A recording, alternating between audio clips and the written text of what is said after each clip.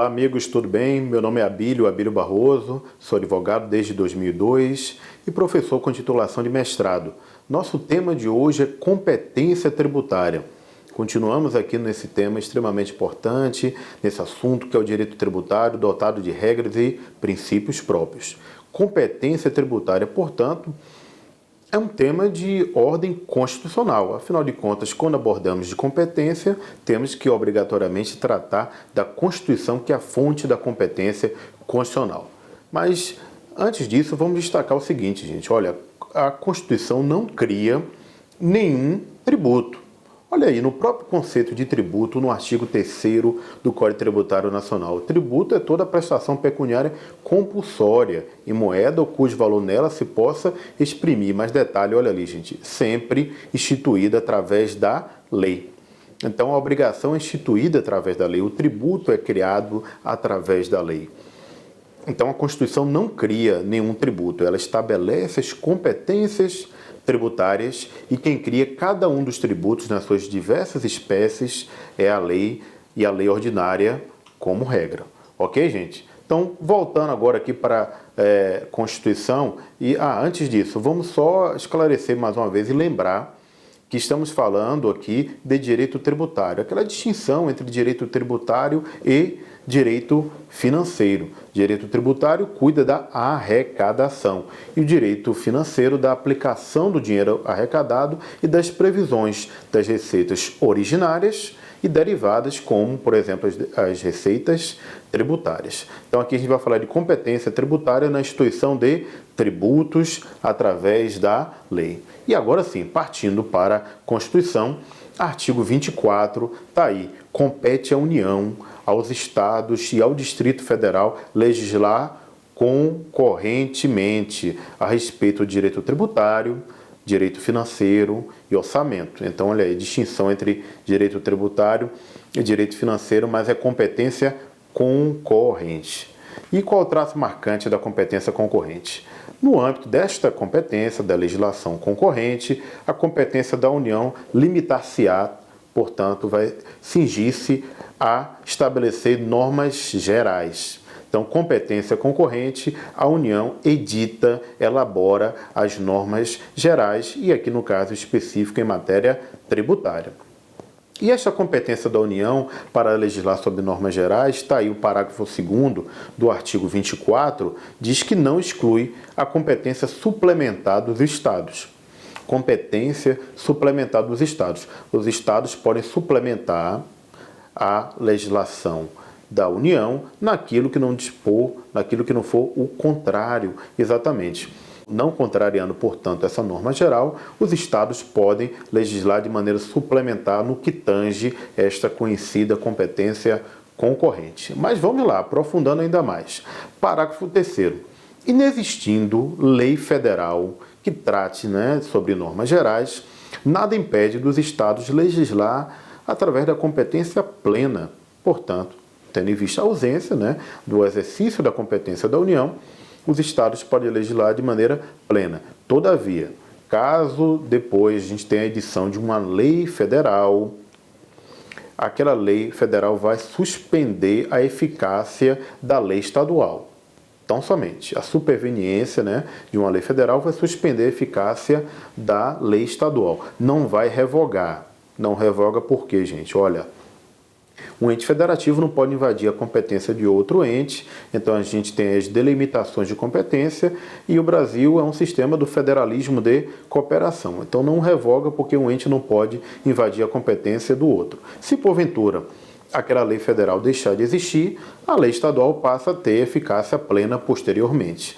Então a gente tem tão somente um mecanismo de suspensão de eficácia. Então, o nosso tema é competência tributária e está aí a elucidação no que toca à competência concorrente. Mas, continuando agora na Constituição, detalhando um pouquinho mais como é aplicada na prática esta competência concorrente.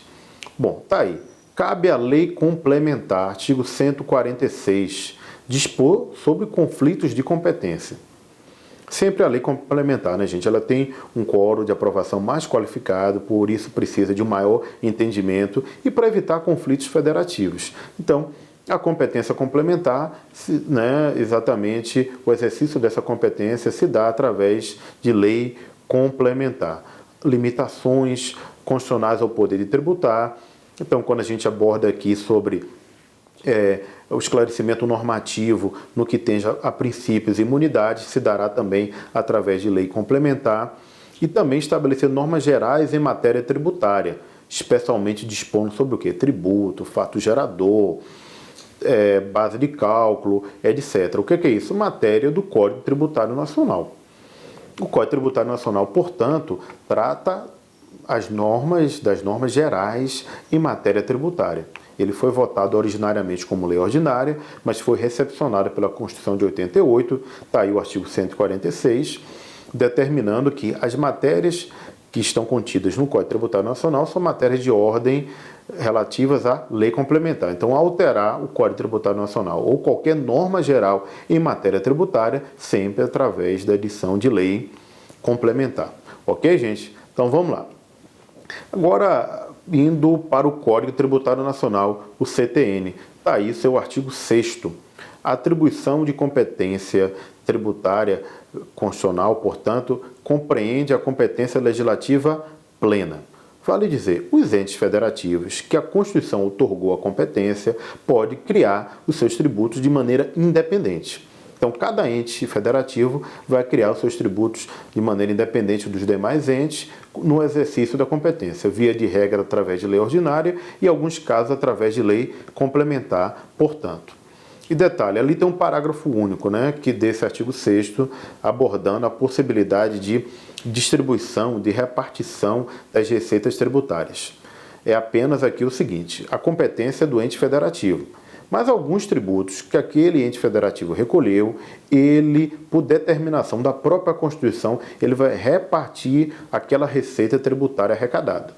Este tema não é de competência tributária, e sim de repartição de receita tributária, que é um tema um pouco mais atrelado ao direito financeiro, que a gente vai abordar aqui com vocês em uma aula subsequente. Então, uma coisa é a competência arrecadar, outra coisa é repartir a receita arrecadada. Tema específico que nós vamos aprimorar e abordar mais à frente. Ok, gente?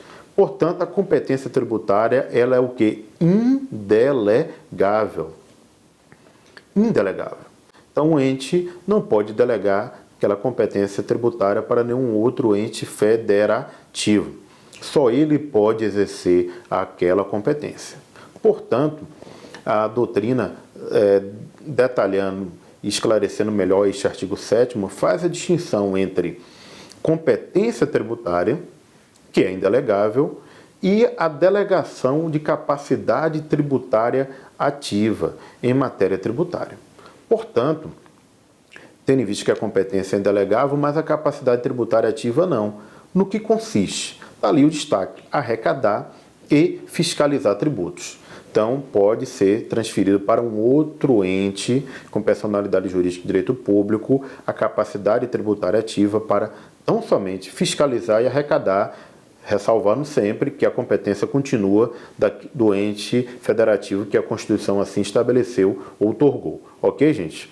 Detalhe, esta delegação de capacidade tão somente tributária ativa pode ser revogada a qualquer momento. Nós temos instrumentos, né, dentro da legislação tributária, como, por exemplo, aí, os atos de convênio entre os entes federativos, que permitem, portanto, a revogação desta capacidade tributária ativa entre entes de personalidade jurídica de direito público, portanto. Tá certo, gente? Então, vamos lá. Ademais, olha um exemplo de delegação de capacidade e não transferência de competência.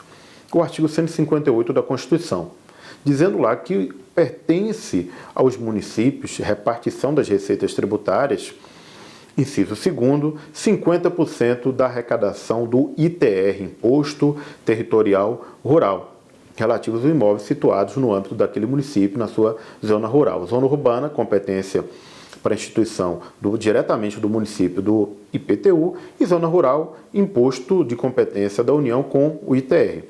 mas os municípios têm exatamente uma repartição da receita tributária, 50% do ITR dos imóveis rurais. Todavia, os municípios, em conjunto com a União, especificamente, podem estabelecer um convênio através de lei em que ficará autorizada a delegação da capacidade tributária ativa, momento em que os municípios ficarão com a totalidade do ITR. Está aí o dispositivo legal esclarecendo.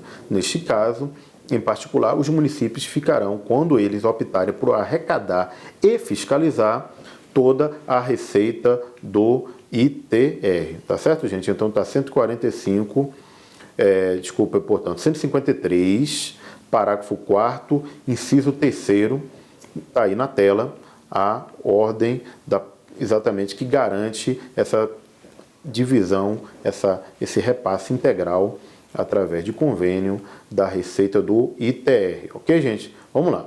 Detalhe: o não exercício da competência, conforme artigo 8º, não a defere, ou seja, não a transfere, um ente federativo não vai abrir mão da sua competência tributária.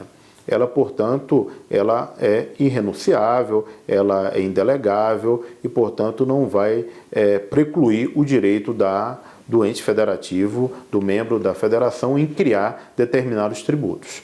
Tá? Então, a competência tributária não quer dizer que um ente federativo a deixou de exercer, que o outro vai poder ocupar aquela competência no seu lugar. Por exemplo, se o Estado deixar de, hipoteticamente, criar o IPVA, através da lei, não quer dizer que os municípios de um determinado estado vão criar uma lei, ou a União criar uma lei exigindo o IPVA. Ou o Estado e o Distrito Federal assim estabelece, ou senão isso não poderá ser realizado. Então, a competência tributária, o exercício da sua competência não pode ser delegado, mas o ente federativo pode não exercer a competência. A doutrina, baseada na Constituição, estabelece uma regra que exatamente tem um tributo que obrigatoriamente a competência tributária deve ser exercida. Os demais tributos é facultativa o exercício desta competência. A ressalva que existe é no tocante ao ICMS. Por que o ICMS? Que é o Imposto de Competência dos Estados. Para não gerar um desequilíbrio federativo, uma guerra fiscal, portanto. Então, nesta situação, a partir do momento que é criado, que a Constituição estabelece essa competência da criação do ICMS através de lei, todos os entes federativos têm que, assim, realizar o exercício desta competência. Tá certo, gente? Bom, ademais, é importante a gente aqui, continuando no CTN, estabelecendo umas distinções. Está aí o artigo 119 e depois o 121, indicando que sujeito ativo da obrigação é a pessoa jurídica de direito público, olha aí, direito público, titular da competência para exigir o seu cumprimento. Então, o sujeito ativo não é apenas o ente que tem a competência para criar o tributo, é aquele que também para exigir o respectivo tributo. Então, é um conceito mais amplo.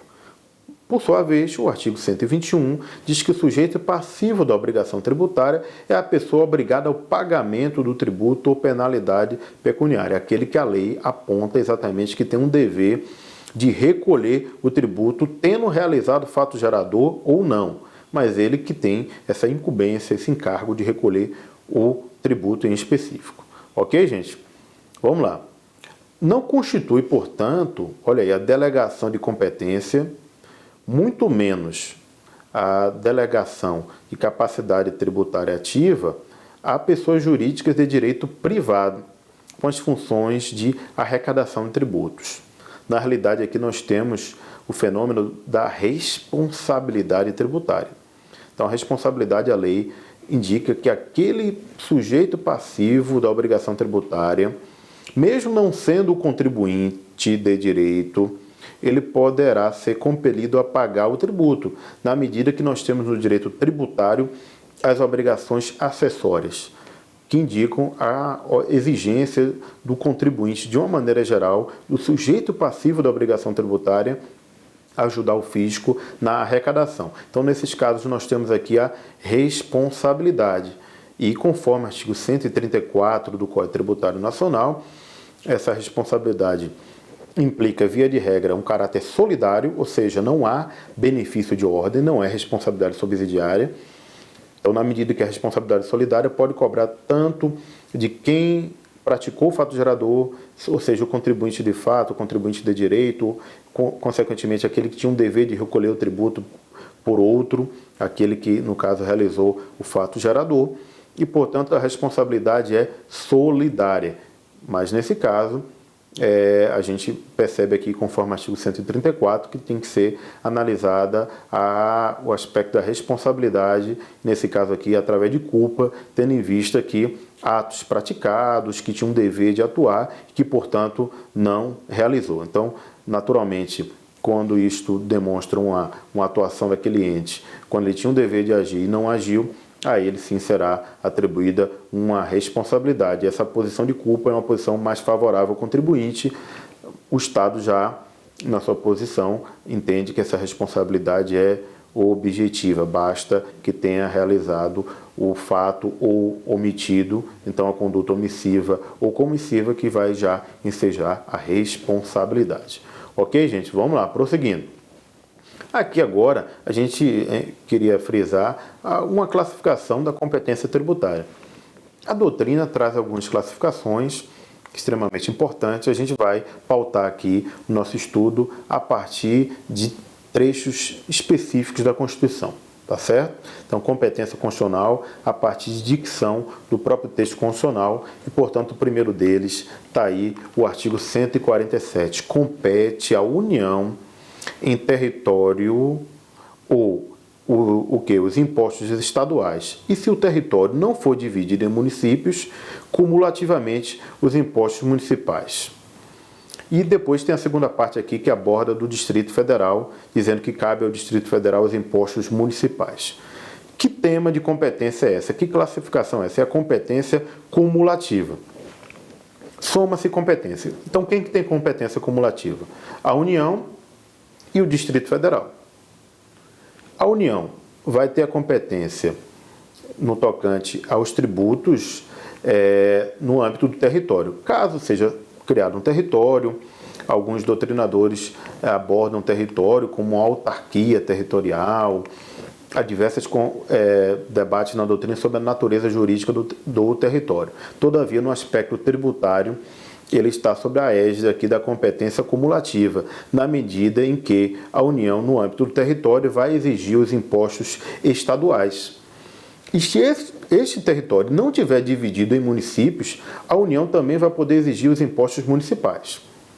Então, a União, no caso do território, exige naturalmente os impostos dela, União, o dos estados e até mesmo dos municípios, se o território não for dividido em municípios, cumulando triplamente, portanto, estas competências, né? Porque seria injusto quem morasse num território não pagar nem os impostos estaduais e também os municipais. Já o Distrito Federal, além, né, dos impostos de competência dos estados, em razão de ser uma exceção na nossa Constituição, essa característica, portanto, aqui sui generis do Distrito Federal, o Distrito Federal exige, portanto, os estaduais, ICMS, o IPVA e o causa-mortes, e também os impostos municipais, como o ISS, o IPTU e o Imposto Intervivos. Portanto, o Distrito Federal fica com a competência de instituir 6 impostos. Tá certo, gente? Então, vamos lá. Próxima competência, está aí na tela.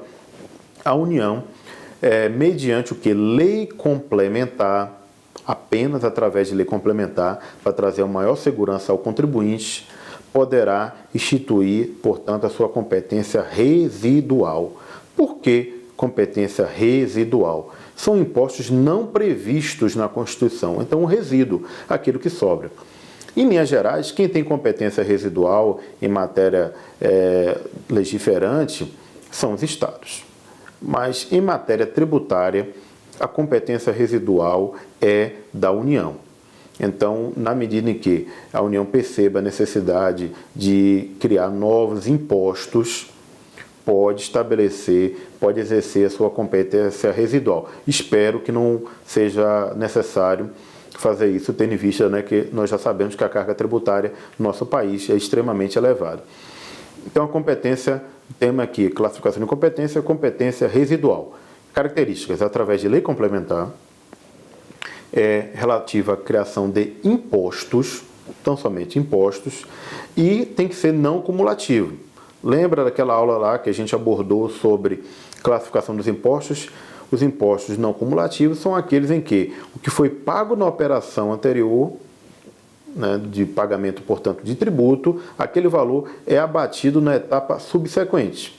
Então, sempre vai ter o desconto, né, um crédito da etapa anterior para abater na etapa subsequente. Então, caso seja criado um imposto residual, ele tem que ser não cumulativo e também ele não pode ter a mesma base de cálculo ou fato gerador de um imposto já existente, porque seria uma bitributação, né? Então, na medida em que se cobre um mesmo imposto de um mesmo fato gerador base de cálculo, haveria, portanto, uma bitributação, e a ideia do imposto residual é de um imposto novo através de lei complementar para manter a sua própria essência de ser um imposto residual. Ok, gente? Vamos aí para a próxima. Tem um detalhe aqui. Não podemos deixar de lembrar isso aqui para vocês, que é o artigo 195 da Constituição, que trata das contribuições para a Seguridade Social. Saibam que é uma das espécies tributárias e, portanto, há possibilidade da União criar as contribuições sociais residuais.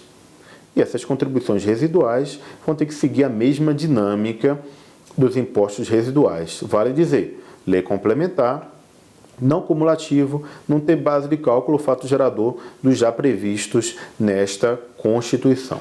Ok, gente?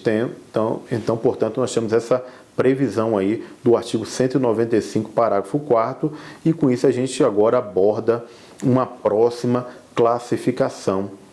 Portanto, temos aí a competência extraordinária. Esta competência extraordinária também é uma competência da União. Tá aí, a União poderá instituir, tão somente na iminência, ou seja, algo muito próximo de ocorrer, ou caso já seja declarada, né, deflagrada, portanto, a guerra. E guerra é o que, gente? Externa. Guerra interna, portanto, a gente não tem a licença constitucional, o Estado não tem a licença constitucional para instituir um imposto extraordinário de guerra.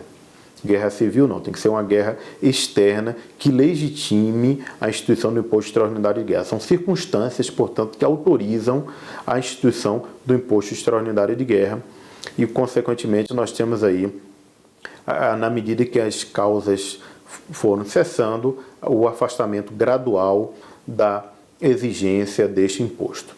Detalhe, o imposto residual, nós vimos há pouco, né, que é através de lei complementar. Já o imposto extraordinário de guerra, na medida que não há obrigatoriamente a indicação aqui na Constituição de ser através de lei complementar, ele poderá ser criado através de lei ordinária. E sendo lei ordinária, nada impede que a sua exigência seja ditada através de medida provisória. Está aí um caso realmente de urgência e que legitimaria também a criação do imposto extraordinário de guerra através de medida provisória. Ok, gente? Vamos agora a algumas questões aí para fixar, portanto, o conteúdo e arrematar aí a abordagem do assunto tão importante de hoje, que é competência tributária. Vamos lá. Primeira questão, 2011, prova de procurador do Estado, maravilha, né? Olha lá, sobre competência tributária e capacidade tributária ativa. Olha que ele já fez a diferença, hein? Já deu uma dica ali na questão. Competência e capacidade tributária ativa. É correto afirmar, 2 pontos. A competência tributária é delegável por lei. Vimos que não. A competência é indelegável. O que é delegável é a capacidade tributária ativa para arrecadar e fiscalizar. Portanto, a alternativa A está equivocada, tendo em vista que a competência é indelegável e não delegável. B. Capacidade tributária ativa indica o sujeito ativo da obrigação tributária principal. Indica o sujeito ativo da obrigação tributária principal. Olha aí, maravilha, gente. Vamos pular essa aí, vamos ver as demais, né? Alternativa C. O Código Tributário Nacional fixa as competências tributárias. Nós sabemos que a competência tributária é determinada e fixada pela Constituição e não pelo Código Tributário Nacional. Ok, gente? Vamos lá. D. A capacidade tributária ativa é exercida exclusivamente pelo ente político definido na Constituição Federal. E, por fim, letra E, somente o ente político competente para instituir o tributo pode ser o titular da capacidade tributária ativa. Portanto, nós sabemos que essa capacidade tributária ativa é não somente para instituir o tributo, mas para arrecadar e fiscalizar. Letra E, portanto, está errada. Então, a capacidade tributária ativa indica, portanto, que o sujeito quem é o sujeito ativo da obrigação tributária, que é aquele que pode exigir o tributo, por sua vez, e, portanto, a gente também tem a letra D, que diz que a capacidade tributária ativa é exclusiva do ente político definido na Constituição Federal. A gente viu que a capacidade tributária ativa não é definida exclusivamente pela Constituição, né? Então, portanto, a alternativa correta é a letra B, que, portanto, indica como sujeito ativo da obrigação tributária, portanto, aquele que tem a capacidade tributária ativa. Ok, gente? Última questão de hoje. Ainda concurso de procurador aqui de 2010, do estado de Goiás. Vamos à leitura aí, portanto, tá? Sobre a competência tributária, é correto afirmar: em nenhuma hipótese poderá a União instituir tributos idênticos ao de competência dos estados. Olha, há uma possibilidade sim, no que se refere ao imposto extraordinário de guerra. Vamos até voltar aqui no slide anterior que a gente viu para esclarecer melhor isso. A gente deixou aqui para esse momento. Na realidade, a competência residual que traz as limitações. Não pode ter o mesmo fato gerador, a mesma base de cálculo, portanto, dos impostos já discriminados na Constituição. Mas nada impede aqui, no tema imposto extraordinário de guerra, tendo em vista o seu caráter extremamente excepcional, que a União utilize o fato gerador à base de cálculo de outros impostos, permitindo aqui exatamente que utilize, por exemplo, a União o fato gerador do IPTU, o fato gerador do IPVA, portanto, imposto dos municípios e dos estados. Nada impede que isto ocorra, portanto, através da edição de uma lei no que se refere ao imposto extraordinário de guerra. Então, nesse caso aqui pode, tá, gente? Possível sim. Então, vamos lá. Alternativa A está errada, portanto, há essa possibilidade. Letra B. Excepcionalmente, em caso de guerra externa, desde que seja utilizado de lei complementar, poderá a União instituir para si imposto sobre circulação de mercadorias. Não precisa ser por lei complementar, basta ser por lei ordinária, portanto, a letra B também está equivocada. A lei complementar, a letra C agora, hein? A lei complementar é o instrumento legislativo apto a dispor sobre o conflito de competência tributária. Pois bem, vamos pular essa questão aí. Letra D. O titular da competência tributária tem um prazo de 5 anos para exercer. Já vimos que ela é imprescritível, é irrenunciável, imprescritível, então ele pode exercer a qualquer momento. Portanto, se ele não exercer, não vai ocorrer, portanto, esta prescrição, essa decadência, melhor dizendo aqui, de constituir esse direito. E, por fim, o Imposto sobre Circulação de Mercadorias e Serviços, ICMS, de cuja repartição do produto da arrecadação participam os municípios, poderá, na ausência de lei estadual, ser instituído pelo município. Aqui especificamente como foi do estado de Goiânia, de Goiás, falando do município de Goiânia, portanto, a bela cidade de Goiânia. Então, na verdade, nenhum ente federativo pode invadir a competência do outro e, na ausência, portanto, de uma lei estadual, o município não poderá exercer esta competência. Então, vamos lá, a alternativa correta, letra, portanto, C, a lei complementar, o instrumento legislativo apto a dispor sobre o conflito de competência. Pois bem, gente, está aí nossa aula de hoje sobre competência tributária. Qualquer dúvida, entre em contato com a gente através da fanpage, curta a nossa página, curta o nosso vídeo. Está aí também a página do Simpósio de Direito Público. Um abraço a todos, fiquem com Deus.